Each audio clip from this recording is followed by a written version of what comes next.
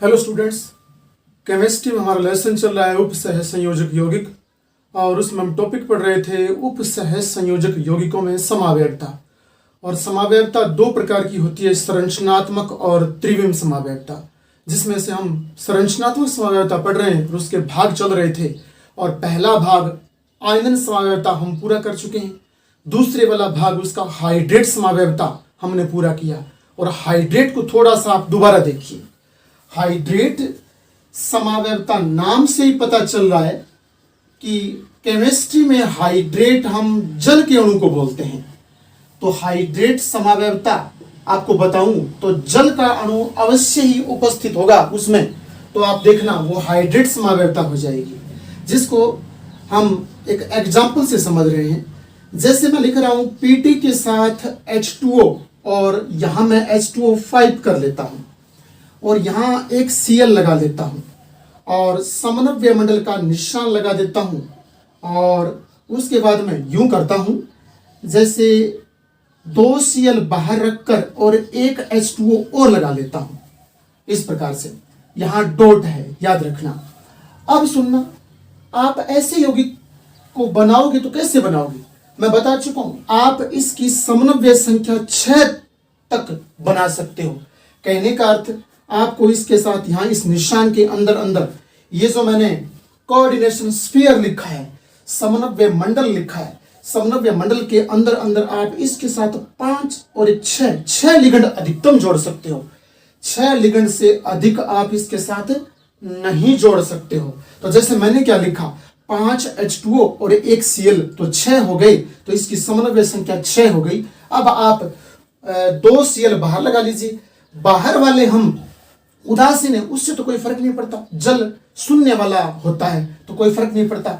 लेकिन ये मैंने 2 यहां क्यों लगाए, ये बाहर ऋणावेशित भाग लगा लेने से इसकी ऑक्सीकरण अवस्था धनात्मक हो जाती है और ज्यादा धनात्मक ऑक्सीकरण अंक हो जाता है।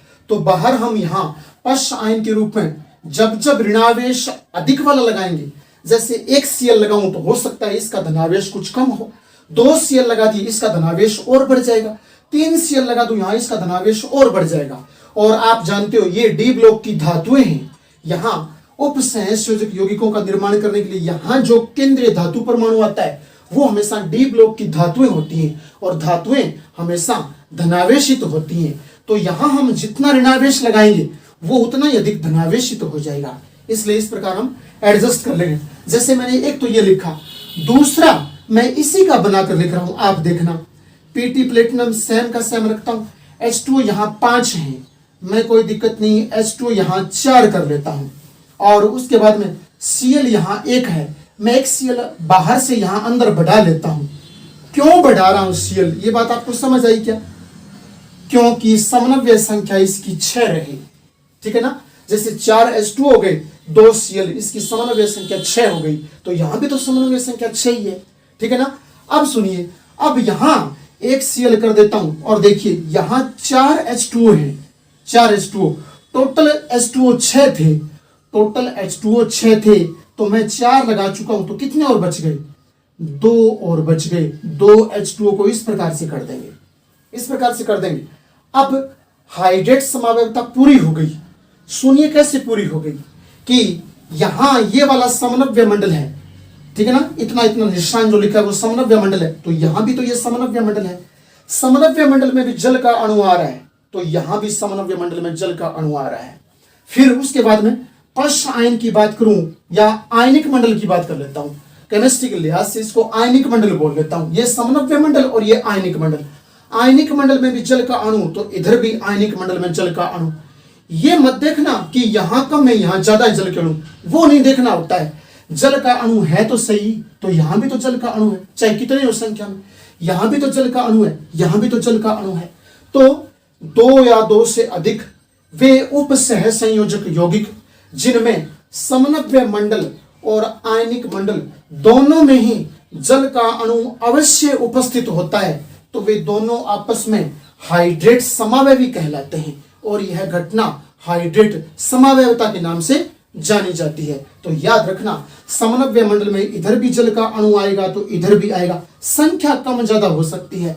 फिर आयनिक मंडल में इधर भी जल का अणु आएगा, इधर भी जल का अणु आएगा, संख्या कम ज्यादा हो सकती है, ठीक है ना। अब देखना, आप काउंट कर लेना, इनका अणु सूत्र एक ही होगा, अणु सूत्र एक ही होगा, जो कि हमारी समावयवता की शर्त को पूरा करता है। समावयवता की सबसे आवश्यक शर्त कि यौगिकों के अणु सूत्र बराबर होने चाहिए, तो बराबर है। प्लेटिनम 1 तो प्लेटिनम 1, H2O 5 और एक 6 तो H2O 4 ये रहे और 2 ये 6, Cl 1 इधर वाले में 1 अंदर 2 बाहर तो टोटल Cl 3, तो यहां 2 अंदर 1 बाहर टोटल Cl 3। तो इस प्रकार से अणु सूत्र तो समान हो रहा है।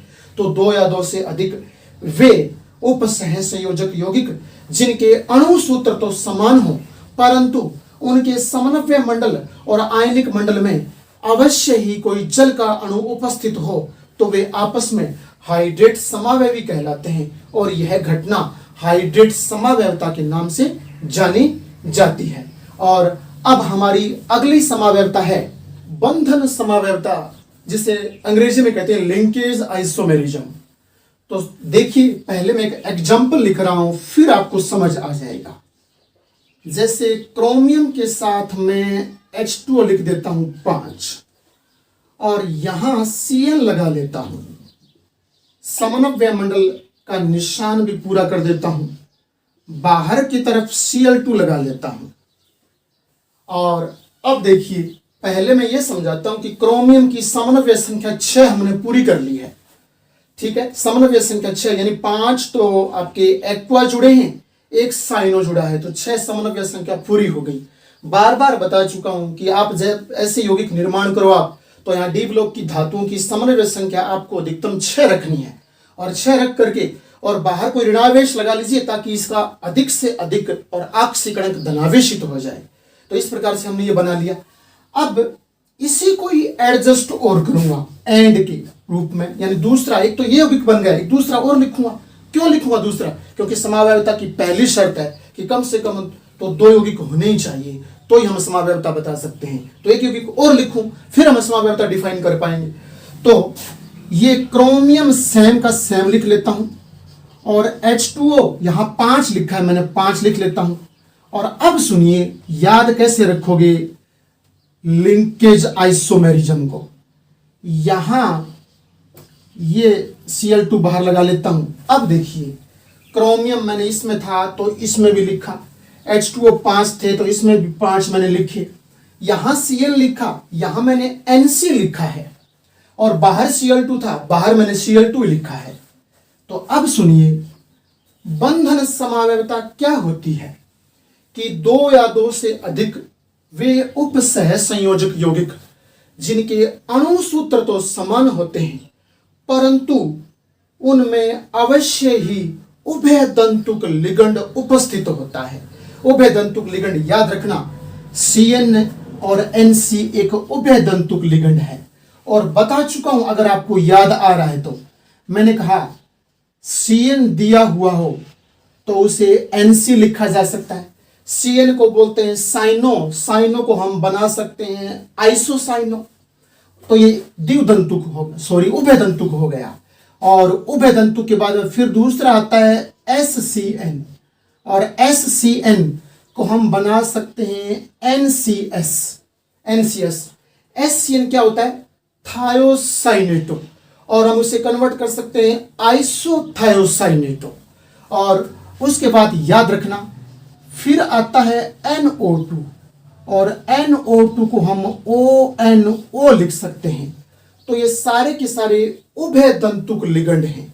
तो उभय दंतुक लिगंड आपको दोनों यौगिकों में कहीं कन्वर्ट करके दिया है। कहने का अर्थ, जब Cn लिखा होगा तो अगले में आपको कन्फर्म Nc मिलेगा, यहां अगर Nc लिखा होगा तो आपको कन्फर्म यहां Cn मिलेगा, और यहां अगर आपको NO2 मिलेगा तो यहां वाले में ONO मिलेगा, क्योंकि NO2 का ONO होता है। और अगर यहां ONO है, ONO यहां दे दूं तो दूसरे में आपको NO2 मिलेगा।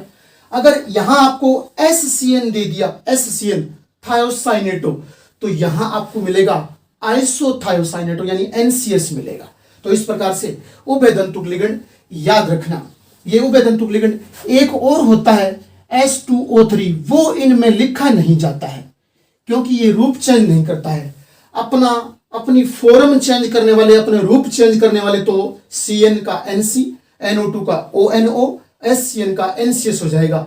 और H2O3 थायोसल्फेटो होता तो उभयदंतुक लिगेंड है, लेकिन ये अपना जो फॉर्म है, स्वरूप है, रूप है, वो चेंज नहीं करता। जबकि ये रूप चेंज करते हैं, जैसे Cn ने Nc बना लिया, Nc Cn बना लेगा, NO2 ONO बना लेगा और ONO NO2 बना लेगा। तो ये तो रूप चेंज करते हैं। तो ये वाला आपको नहीं दिया हुआ मिलेगा इन यौगिकों में। तो सुनिए फिर, बंधन समावयवता पहचानना बहुत आसान है। आप इतने से और उभयदंतुक लिगेंड याद रख लोगे तो इनको पहचानना आसान हो जाएगा। हमारे एग्जाम में तो पहचानना नहीं बल्कि प्रश्न पूछा जाता है कि बंधन समावयवता को एक उदाहरण सहित समझाइए। तो आप ध्यान देना कि जब दो या दो से अधिक उपसह संयोजक यौगिक दिए हुए हों और जिनके अणुसूत्र समान हो, ये पहली शर्त है अणुसूत्र समान वाली, अणुसूत्र समान हो परंतु उनमें कोई एक उभयदंतुक लिगेंड दिया है। हाँ, एक ही मिलेगा आपको। जैसे यहां यूं नहीं कि Cn भी साथ में दे देगा और NCS भी साथ में दे देगा, या Cn के साथ SCN भी दे देगा, ऐसा नहीं होगा। आपको यहां उदासीन वाले अन्य परमाणु मिल सकते हैं, अणु मिल सकते हैं, और आपको एक अवश्य ही उभयदंतुक लिगेंड देगा। चाहे यहां लगा दे, आगे पीछे कैसे कर दे, वो तो कोई फर्क वाली बात नहीं है। हाँ, मिलेगा समनव्य मंडल के अंदर अंदर ही, तभी तो वो लिगेंड होगा, क्योंकि समनव्य मंडल के अंदर जो होते हैं वही लिगेंड होते हैं और ये हमेशा लिगेंड के रूप में काम करेंगे। ये प्रति आयन के रूप में नहीं आएंगे, अगर आयन के रूप में नहीं आएंगे। और एक बात और सुन लेना, कभी आप किसी ने मेरे से पूछा कि यहां मैंने कभी NO2 लिखा था, जैसे अभी और लिखेंगे NO2, तो उस बच्चे ने पूछा कि सर NO2 यहां नहीं आ सकता क्या? यहां हमेशा पश आयन में याद रखना माइनस वाले आते हैं, माइनस वाले जितने हैं वो सारे के सारे यहां पश आयन में लिखे जाएंगे और जितने धनावेशित भाग हैं वो यहां अगर आयन में आ सकते हैं। तो धनावेशित वाला भाग अगर आयन में आ सकता है, लेकिन कोई ऋणावेशित हो तो उसे हम पश आयन के रूप में, काउंटर आयन के रूप में लिख सकते हैं, यहां उसे यहां नहीं लिख सकते। जैसे NO2 आपको यहां मिल सकता है, Cl2 आपको यहां मिल सकता है, लेकिन यहां नहीं मिलेगा क्योंकि यहां तो धनावेशित हिस्सा आता है हमेशा। जैसे आप पढ़ते हो ना, जैसे मैं कहूं NaCl को आप टुकड़ों में तोड़ो आयनों में, तो आप जानते हो पहले धनावेशित फिर ऋणावेशित बनता है। तो धनावेशित वाला हिस्सा तो अगर आयन के रूप में लिखा जाता है और माइनस वाला हिस्सा यहाँ पश आयन के रूप में लिखा जाता है, क्योंकि इनका निश्चित क्रम है, उस क्रम से ये आते हैं। तो यहाँ NO2 माइनस होता है तो यहाँ NO2 यहाँ आएगा, यहाँ नहीं आ सकता। ये बात आप याद रखना।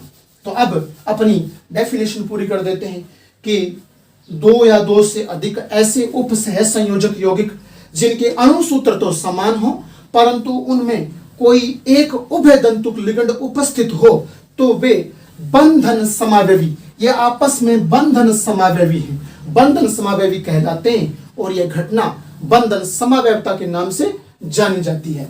और अणुसूत्र मिलान करने के लिए देख लीजिए, क्रोमियम 1 है तो यहां भी क्रोमियम 1 है, H2O5 तो यहां भी H2O5, यहां यूं बोल दूं कार्बन 1 तो यहां भी कार्बन 1, यहां N नाइट्रोजन 1 तो यहां भी नाइट्रोजन 1, यहां Cl2 तो यहां भी Cl2, यूं बोल देता हूं। तो फिर अणुसूत्र तो समान हो गया और यहां उभयदंतुक लिगेंड है। देखो Cn कन्वर्ट होता है Nc में तो ये उभयदंतुक है, फिर अगर कन्वर्ट हो रहा है तो उभयदंतुक है, तो फिर इनमें बंधन समावयवता मिलेगी। ठीक इसी प्रकार और देखना आप, जैसे Pt के साथ लिख लेता हूं NH3 और यहां NH3 4 कर देता हूं और उसके बाद मैं लिख लेता हूं SCN पर ट्वाइस लगा देता हूं, SCN पर ट्वाइस लगा देता हूं और यहां एक अकेला Br कर देता हूं। और ये आप जानते हो कि मैंने यहां NH3 4 लिखे, SCN 2 लिखे, 4 2 6, इसकी समन्वय संख्या 6 हो गई। 6 से अधिक मत लिखना आप, यहां कोई ऋणावेश कर लेना ताकि इसका ऑक्सीकरण धनावेशित हो जाए और ज्यादा। फिर उसके बाद में इसी से दूसरा यौगिक यहां बना लेता हूं, इसको देख करके बना लेना है। प्लेटिनम का प्लेटिनम रखूंगा, प्लेटिनम का प्लेटिनम हो जाएगा। उदासीन NH3 4 है तो उदासीन NH3 4 सेम के सेम लगा लेता हूं। उसके बाद में फिर HCl है, आप जानते हो HCl यानी थायोसाइनेटो होता है और ये कन्वर्ट हो जाता है आइसोथायोसाइनेटो में, तो NCS बन जाएगा NCS। और NCS में भी 2 हैं तो 2 अणु हैं तो 2 लगा देता हूं, और Br बाहर है तो Br लगा देता हूं। इस प्रकार से देख लीजिए कि प्लेटिनम 1 तो प्लेटिनम 1 यहां, NH3 एमीन 4 तो एमीन 4 यहां HCN के रूप में 2 तो यहां NCS के रूप में 2, यहां Br1 तो यहां Br1, तो अणुसूत्र तो समान हो रहा है। अणुसूत्र समान हो रहा है तो इनमें कोई समावयवता पाई जा सकती है। अब देखिए गौर से कौन सी समावयवता, यहां देखिए ये वाला HCN और इसमें NCS के रूप में कन्वर्ट हो रहा है, तो फिर ये तो उभय तंतुक लिगेंड है, और उभय तंतुक लिगेंड है तो कन्फर्म इनमें बंधन समावयवता है। कौन से वाली है? बंधन समावयवता। तो उम्मीद करता हूं समझ आया होगा। एक बार रिपीट कर देता हूं, बंधन समावयवता कि 2 या 2 से अधिक वे उपसह संयोजक यौगिक जिनके अणुसूत्र तो समान होते हैं, जिनके अणुसूत्र क्या होते हैं? समान होते हैं, परंतु उनमें अवश्य ही कम से कम एक उभयतंतुक लिगेंड उपस्थित हो। कम से कम एक हो सकता है, एक से अधिक हो तो कोई दिक्कत नहीं है, वो समन्वय संख्या के हिसाब से और अधिक भी हो सकते हैं। तो जिनमें उभयतंतुक लिगेंड उपस्थित हो तो वे आपस में बंधन समावयवी कहलाते हैं, और यह घटना बंधन समावयवता के नाम से जानी जाती है।